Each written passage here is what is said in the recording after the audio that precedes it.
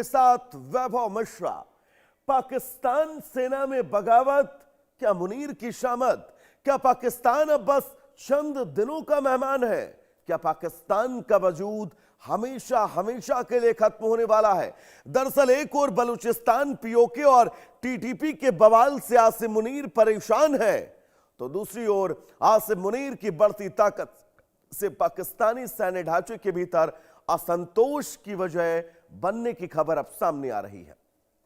Report के मुताबिक मुनीर को मिली व्यापक शक्तियों के खिलाफ सेना के जूनियर और अधीनस्थ रैंक के अधिकारियों में अब नाराजगी बढ़ी है और इसी बीच रावलपिंडी में सैन्य मुख्यालय की सुरक्षा को मजबूत किया जा रहा है। सेना की 3 कंपनियों को रावलपिंडी में तैनात करने के आदेश और बताया जा रहा है कि ये कंपनियां अगले 6 महीने तक वहीं तैनात रहेंगी।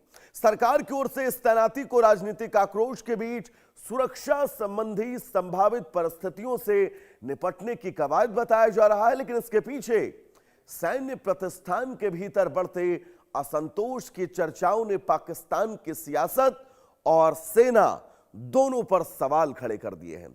रावलपिंडी में कुछ दिन पहले सुरक्षा बलों पर हुए हमले ने भी चिंताएं बढ़ाई हैं। इस शहर में पाकिस्तान सेना का मुख्यालय है और अडियाला जेल में पूर्व प्रधानमंत्री इमरान खान बंद है। इमरान खान की सेहत और उनकी राजनीतिक स्थिति को लेकर पहले से ही तनाव का माहौल है।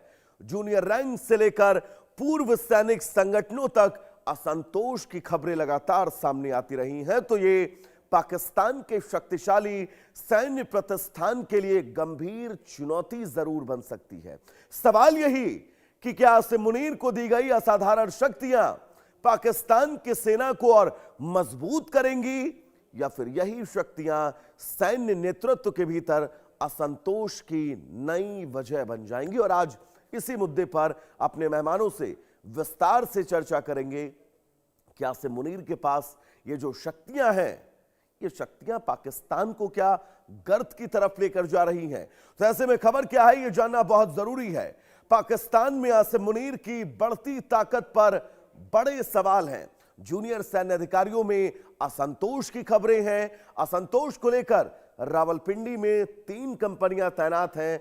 अनुच्छेद 245 के तहत सेना की तैनाती की गई है। 6 महीने के लिए सुरक्षा व्यवस्था बढ़ाई गई है। सैन्य मुख्यालय के आसपास सुरक्षा के घेरे को मजबूत किया गया है। मुनीर की शक्तियों को लेकर सैन्य हल्के में नाराजगी, इमरान खान की स्थिति को लेकर भी इस वक्त देश भर में तनाव है और यही वजह है कि आसिम मुनीर की इन स्थितियों के बीच क्या वहां की सेना विद्रोह कर सकती है, यह अपने आप में बड़ा सवाल है। और इन सवालों को लेकर आज विस्तृत तौर पर चर्चा करेंगे। हमारे साथ रवि अरोड़ा जी जुड़े हुए हैं, विदेश मामलों के जानकार हैं। रवि जी, बहुत स्वागत है आपका इंडिया न्यूज पर। रवि सर, शुक्रिया आपका।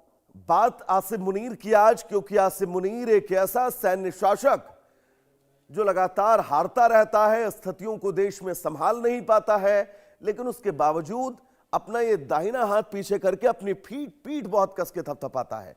और अब इन स्थितियों के बीच जिस तरह से उसका प्रमोशन पाकिस्तान में हुआ है, खबर यह है कि सैन्य असंतोष बहुत बढ़ गया है।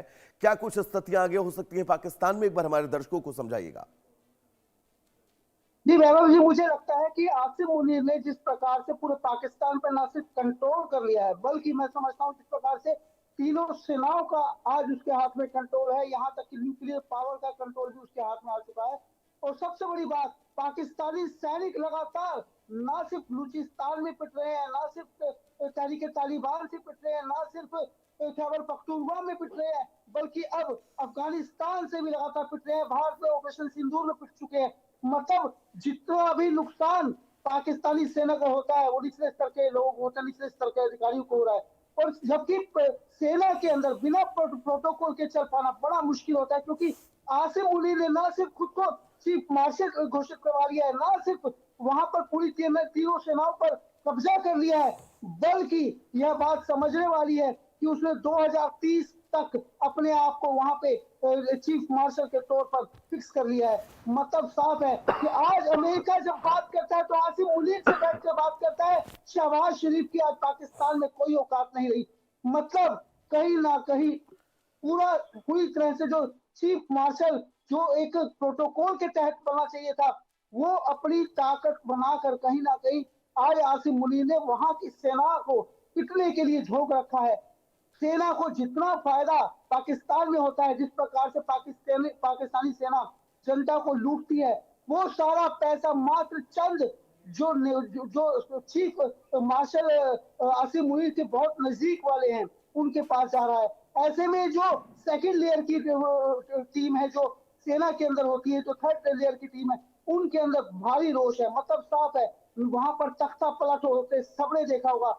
लेकिन पहली बार पाकिस्तान में बड़ा विद्रोह हो सकता है, और यह विद्रोह अगर हुआ तो यह तय है कि आसिम मुनीर की खैर नहीं, क्योंकि जब से अमेरिका ने उसकी पीठ थपथपाई है, जब से डोनाल्ड ट्रंप ने उसे बिठा कर लंच कराया है, तब से वो अपने आप को सर्वोसर्वा समझने लगा है। और आज भी जितने बड़े पैसे पाकिस्तान में दिए जा रहे हैं, तब आसिम मुनीर लेता है। ऐसे में वहां की सेना में भी रोष है, वहां की जनता में भी रोष है। जो कई प्रांत पाकिस्तान के जिस प्रकार से विद्रोह हो चुका है, जिस प्रकार से खैबर पख्तूनख्वा की बात कर लीजिए, सिंध की बात कर लीजिए, बलूचिस्तान की बात कर लीजिए, पाक ऑक्युपाई कश्मीर की बात कर लीजिए, यहाँ तक कि अब खुद अफगानिस्तान, जिसकी जब तालिबान ने सरकार बनाई थी, किस प्रकार से बड़ी बड़ी डिंगियां हाँक रहा था पाकिस्तान, लेकिन आज उनसे भी रोज पिटाई खा रहे हैं पाकिस्तानी सैनिक। मतलब साफ है कि आज जो पूरी जनता, और सबसे बड़ी बात है रवि साहब, हम लोग एक कहावत भी है कि बर्बाद गुलस्ता कर देने को एक ही उल्लू काफी है, हर डाल पे उल्लू बैठे हैं, अंजाम गुलस्ता क्या होगा।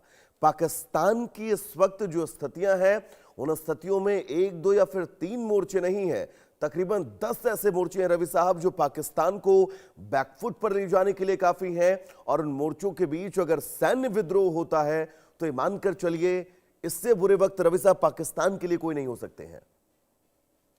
जी बिल्कुल, आपने सही कहा। सबसे बड़ी बात यह है कि वहां पे न सिर्फ राजनीतिक उथल पुथल है, वहां पे अंदरूनी विद्रोह है, वहां पर हर जगह से पाकिस्तान पिट रहा है, और बड़ी बड़ी डिंगियां हाँककर जिस प्रकार से अमेरिका और ईरान के बीच में बातचीत को लेकर जिस प्रकार से उत्साहित नजर आ रहा था, ये जितने भी डिसीजन है कहीं ना कहीं आसिम मुनीर के हाथों लिए जा रहे हैं। और आसिम मुनीर आज एक ऐसी फांस बन चुका है जिसको लेकर सेना में विद्रोह शुरू हो चुका है।